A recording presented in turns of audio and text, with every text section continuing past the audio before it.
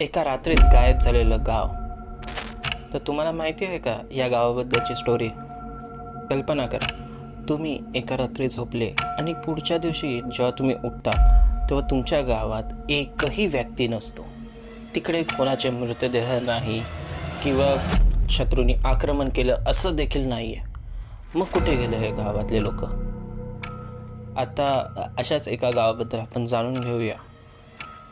1587मध्ये रनोके colony म्हणून एक गाव होतं. या गावात 100 ते 150 लोक राहत होते. एका रात्री ते सगळेच्या सगळे लोक गायब झालेत.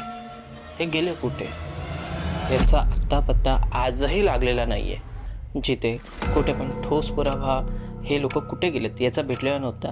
तिथेच एका झाडावरती क्रोटॉन हा शब्द लिहिलेला होता. आता या क्रोटॉन शब्दाचा अर्थ काय?